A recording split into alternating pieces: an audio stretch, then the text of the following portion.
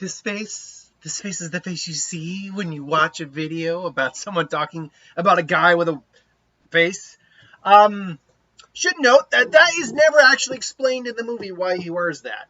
Obviously, it's the creepy killer or serial killer kind of motif. It's like, oh, he's just so creepy. But it's never actually explained. It's kind of I do think there is not a hint, but if you're paying attention, it is kind of reflecting something like his mood or how he's feeling at the time. And it's like a two-section segmented mask. So the top part is different, and then the bottom part it is interchangeable with like a frowny face. He's sad or angry. But yeah, Black Phone. Now that I'm talking, now that I'm finally hit that point. Black Phone. Yes, a new Blumhouse horror film coming out starring Ethan Hawke. Actually, I'm going to get that since I'm on my computer.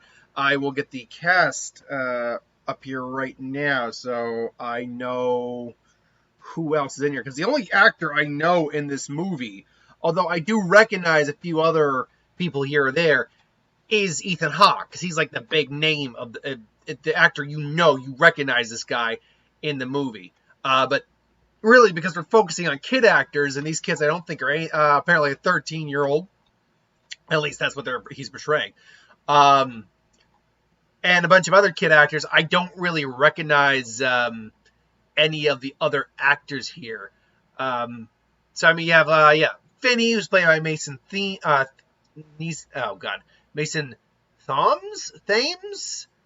Hunsel? Gwen, who's his sister, played by Madeline McGraw. Terrence, who I believe is the father. I believe plays their father. I think. Yeah, that looks to be the guy who's playing their father. Who's Jeremy Davis, if I'm not mistaken. Max, played by James Ransom, who I do recognize him. Detective Wright, played by E. Roger Mitchell. I do know that. I recognize that actor as well. Troy. And all the other kids who are a part of this, none of whom I actually recognize the names of. Honestly, none of these kids I actually recognize even like as child actors. But that said, I feel like all these kids may very well have a good career ahead of them because they're all great in the movie. I'm only almost 2.5 minutes, almost 3 minutes in, and I haven't even spoken about the movie yet. The movie's good. It's a really good horror film. And honestly, this is kind of a unique thing to say. It's not overly scary. Like there's a jump scare here or there. Only one of them actually made me jump, and because I'm like and it's one that's not going to spoil too much, but it's in the trailer. I'm not going to say where, but it's in the trailer. But I was so focused on the film that I completely didn't see it coming. So me and my girl were both like, ah! We both did that. It's like, ah! And we both had a laugh from it. But it's not overly scary. The scare in it, the scare is more of like a building of tension. This unsettling tension of, is this kid going to get out of this circumstance that he's in? From this clearly unhinged maniac, child killer, kidnapper maniac. And the steps he's going to get out of there, as well as, is he going to get caught? Is he going to get found out? What's going to happen? And as I said, nothing is really scary in the film. Like, the concept is scary, and the way, like, the story progresses in a kind of a real world take on how this could happen. It certainly has a tone of scary, but it's more just unsettling. I think you feel a little uncomfortable while watching. Not even a little. You feel uncomfortable watching the film, not in a gross way, like I felt a little bit like watching, say, The Joker. With The Joker, I feel uncomfortable because I think the nature of that movie just made it kind of not fun to watch. And throughout, not necessarily through all of it, but just in general, for me, anyway. Or a film like, say, Schindler's List, where you can watch it the one time and then you're done. This isn't quite like that. You could definitely rewatch this film. But there's always this uncomfortable feeling of tension throughout the movie. Like, oh God, what's going to happen? Okay, is he going to find out about this? Okay, is this kid getting out of there? And that permeates throughout the movie, which is impressive because the actual plot of the movie the movie's only a $1.47. I always use that terminology. I like that terminology, a buck. But a $1.47. It's an hour and 47 minutes long. Oh no, so not even an hour 42. I'm sorry. And really, the film does, like, the plot of the film does not get started until like a half hour into the film, because we're busy seeing this kid, the lives of him and his sister. They live with their abusive father. Their mother is dead. These are all things that basically get revealed pretty early on. So nothing I'm saying is a huge spoiler. And it's not like anything I say that would be considered a spoiler is not a huge one. It's not going to ruin the film. So anything I say is not going to ruin your enjoyment of the film. And yeah, it's like the first hour is really just the building up to his kidnapping, and we end up seeing, like, the grabber, as he's called, taking kids. Like, it's creepy. It's creepy because we end up seeing these guys throughout the movie, getting to like them very quickly, and then it happens, and what happens because of the trailer. Like, oh shit, that's unfortunate. That sucks. All the acting is fantastic. Like I said, these kids are going to have some really good careers. Particularly the main actor, again, Mason, I think his name is Mason. Mason, again, plays Fitty. He's fantastic because you really buy a kid who's actually a smart kid. He's not immediately panicking. I mean, he's panicking, but he's trying to keep his cool. And he's actually trying to figure his way out of there, obviously with some supernatural assistance. But I mean, me and my girlfriend both agreed. The standout was Gwen, Madeline McGraw, who played his sister. She is both, like, she's charming, she's fun. She literally helps her brother out a fight. There's a nasty fight they get in the movie with bullies. That you go, I went, oh shit! Like, it's like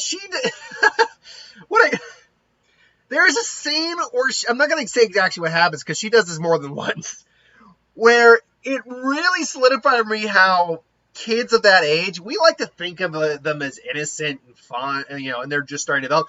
No, kids know what cursing is at that point, and they will freaking use it. She cusses out some cops at one point. She cusses out these detectives. And everyone in the theater is cracking up. Because she literally just goes to town on these cops who are just trying to get information. And she's like, you think I'm the grabber? Oh yeah, I'm the grabber, you frick. She just goes up on them. And the teacher immediately, like, reprimands her at first, like, or the principal, wherever. And then, like, doesn't stop her because she's like, well, she's already going. And she does it again later on when she's praying to Jesus. I can't do it justice. I can't give too much away because it really would spoil too much. But I'm like, oh my God. I love this kid so much. And what I love about it too is there are movies that go too heavy into abusive households and then don't go enough into abusive households. And it's really, there's a scene in the movie that is actually probably the most uncomfortable scene to watch, because it's the most realistic scene of how, like, abusive parents can be. How an abusive parent can be. And, what living in an abusive household is basically like. And it's rough. It's a rough scene to watch. It's a good scene. Like, it's well done, but it's a rough scene to watch. Because the father, and it's a rough scene, not just because the father is a piece of shit, but it's a rough scene because the father's not likable. Let me put it this way. The father isn't likable, but when you realize why he probably is the way he is, you realize that while he doesn't, there's no justification for abuse, but it doesn't justify his actions, but you come to not really hate him, but feel pity. You pity this man. You feel like this is a very pathetic person at this point. And you don't feel necessarily bad for him. You do feel like if he could clean up his act and understand what he's done, then he might be able to redeem himself in his kid's eyes. That'd take a lot of work. Ethan Hawke, but let's get into the actual main plot of the movie. Ethan Hawke is delightfully, like, for a while I was wondering if there was elements like Split in there, And when I make, and you know immediately what I think I'm talking about when I mentioned that movie, Split or Glass, because he there's multiple times where you think, okay, is this what's going on with this guy, or is he just loony? And I won't give away what it is because really, it's not actually explained what. Granted, you don't really need an explanation all the time of why someone is the way they are, but I probably would have liked at least something, at least in my opinion. And they also bring up the fact that he tells Finney, as the main character is called, that he'll explain why he's here when he comes back. It's never actually explained why he's doing what he's doing. There's hints here or there about what he does with them when he has them, though it's never actually fully. You can piece it together, but it's never explained why he does it.